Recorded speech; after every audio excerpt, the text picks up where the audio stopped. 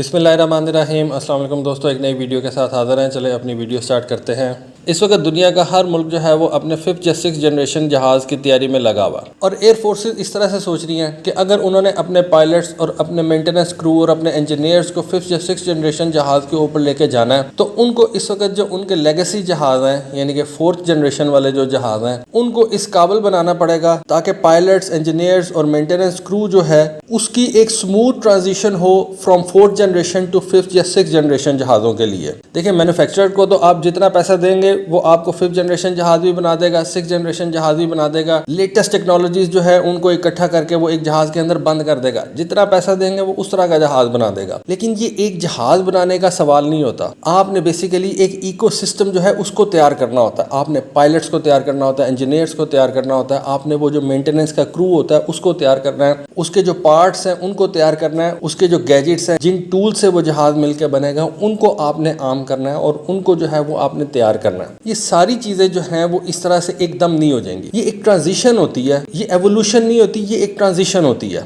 इस वक्त air forces जो हैं वो अपने नए से नए जहाज़ों की तैयारियों में लगे हुए हैं। उसके लिए वो क्या कर रहे हैं कि वो अपने पुराने 4th जनरेशन वाले जहाज़ों को एक खास लेवल के ऊपर अपग्रेड कर रहे हैं। उनकी टेक्नोलॉजी को इस तरह से बना रहे हैं ताकि जब उनके पायलट्स और उनका क्रू और उनके जो इंजीनियर्स वगैरह हैं 5th या 6th जनरेशन जहाज़ों के ऊपर जाएं, उनको चलाने की बारी आए, उनको वो सब कुछ जो है वो बहुत ज़्यादा मुश्किल ना लगे, उनके सेंसर्स को इस्तेमाल करते हुए उनको बहुत ज़्यादा चेंज ना फील हो, और ये जो ट्रांजिशन है एक जनरेशन से दूसरे जनरेशन के दरमियान में ये स्मूथ हो। अब इसी मकसद के लिए आप देख लें कि दुनिया में जितनी भी बड़ी एयर फोर्सेस हैं वो इस वक्त ट्रांजिशन पीरियड के अंदर हैं। वो अपने पुराने जहाज़ों को अपग्रेड कर रही हैं। अमेरिका अपने F-16 को जो है वो ब्लॉक 70 के ऊपर लेके जा रहा है। F-16 वही सेम ओल्ड 70s की टेक्नोलॉजी है, लेकिन अब उसके अंदर AESA रेडार्स आ गए हैं। ऑल्दो छोटे साइज के अंदर हैं, लेकिन वही AESA रेडार एक F-16 के अंदर है जो एक F-35 के अंदर है। स्केल डाउन वर्जन है, लेकिन AESA रेडार जो है वो ऑलमोस्ट सेम है। वही AESA रेडार जो एक F-22 के अंदर है, वही AESA रेडार जो यूरोप ने अपने फ्यूचर जनरेशन वाले एयरक्राफ्ट के अंदर लगाना है। अब वो इन AESA रेडार्स को अपने पुराने जहाज़ों के अंदर जो है वो फिट करने के लिए पैसा लगा रहे हैं। देखें, ये जो टेक्नोलॉजी है ना,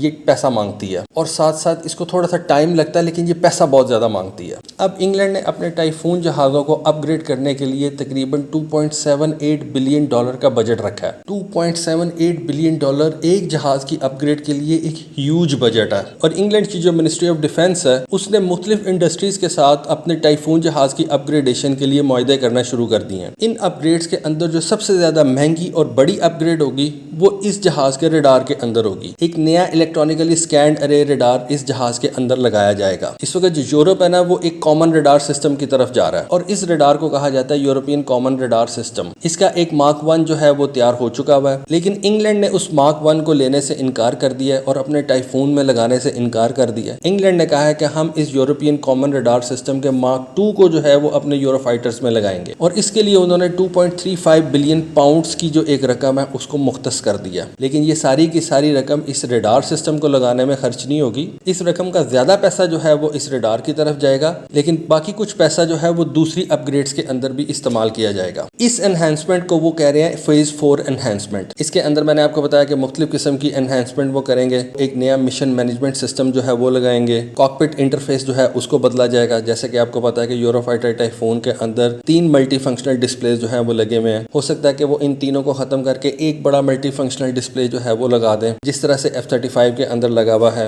और आने वाले नए 5th जनरेशन जहाज़ों के अंदर जो है वो लगेगा। उसके अलावा इस जहाज के अंदर जो नेविगेशनल गैजेट्स वगैरह लगे हुए हैं उनको अपग्रेड किया जाएगा। इस जहाज का जो इलेक्ट्रॉनिक वॉरफेयर सिस्टम इसके अंदर इंटीग्रेट हुआ हुआ है उसको अपग्रेड किया जाएगा। देखें, एक जहाज होता है जो डेडिकेट किया जाता है इलेक्ट्रॉनिक वॉरफेयर के लिए, लेकिन नॉर्मली ऐसे होता है कि हर फाइटर जेट के अंदर थोड़ा सा इलेक्ट्रॉनिक वॉरफेयर का सिस्टम जो है उसको रखा जाता है। वो इतना ज्यादा तो नहीं होता कि वो एक डेडिकेटेड इलेक्ट्रॉनिक वॉरफेयर जहाज का जो है वो मुकाबला कर सके। वो एक कम स्केल के ऊपर, एक छोटे स्केल के ऊपर इलेक्ट्रॉनिक वॉरफेयर जो है उसको वो कर सकता है। उस जहाज के لیے اور چھوٹے موٹے الیکٹرانک اٹیکس جو ہے ان کو روکنے کے لیے کافی ہوتا ہے. تو اس یوروفائٹر ٹائفون کے سروائیویبلٹی کے لیے اس کا جو الیکٹرانک وارفیئر سوٹ ہے اس کو بھی جو ہے وہ بہتر بنایا جائے گا. اس پروجیکٹ کو اٹلی کی کمپنی لیونارڈو جو ہے وہ لیڈ کرے گی along with BAE سسٹمز. یہ جو دو کمپنیاں ہیں یہ اس پروگرام کو لیڈ تو کریں گی لیکن ان کے ساتھ اور چھوٹی چھوٹی کمپنیز جو ہیں وہ اس پروگرام میں جو ہے وہ حصہ لیں گی. اور ایک اندازے کے مطابق اس 2.78 بلین کے بجٹ سے انگلینڈ کے اندر 1300 انجینئرنگ جابز جو ہیں ان کو کریٹ کیا جائے گا اور ان کو کئی سالوں تک جو ہے وہ سسٹین رکھا جائے گا. اب جس طرح سے آپ کو پتا ہے کہ F-16 جو ہے اس کو بلاکس میں کریٹ کیا گیا تھا, یعنی کہ بلاک 1 تھا, پھر بلاک 15 آیا, پھر بلاک 25, پھر بلاک 30, پھر بلاک 40, پھر 50, پھر 60 جو کہ صرف UAE کے لیے تیار کیا گیا تھا, اور پھر بلاک 70. اس طرح سے یہ جو یوروفائٹر ٹائفون ہے نا اس کو ٹرانچ کے اندر بنایا گیا تھا, ٹرانچ 1, ٹرانچ 2, ٹرانچ 3. تو یوروفائٹر ٹائفون کے وہ جہاز جو انگلینڈ نے ٹرانچ 1 کے اندر پرچیز کیے تھے وہ اب انگلینڈ کے پاس صرف 30 کی تعداد میں ہیں, اور ان تمام کو انگلینڈ جو ہے وہ 2025 میں ریٹائر کر دے گا. اور وہ جو 30 جہاز ہیں جو کہ ٹرانچ 1 کے اندر انگلینڈ نے پرچیز کیے تھے ان کو یہ اپ گریڈز نہیں ملیں گی. انگلینڈ نے جو یوروفائٹر ٹائفون ٹرانچ 2 اور ٹرانچ 3 میں پرچیز کیے تھے ان کے لیے یہ اپ گریڈ جو ہے وہ تیار کی جا رہی ہے. یوروفائٹر ٹائفون کا جو ٹرانچ 3 تھا اس کے اندر اس وقت انگلینڈ کے پاس تقریباً 40 کے قریب جہاز ہیں, اور ٹرانچ 2 کے اندر انگلینڈ کے پاس اس وقت تقریباً 67 کے قریب جہاز ہیں, یعنی کہ 107 جہازوں کو یہ اپ گریڈ جو ہے وہ فراہم کی جائیں گی. 107 یوروفائٹر ٹائفونز کے اندر یہ نیا ایسا ریڈار جو ہے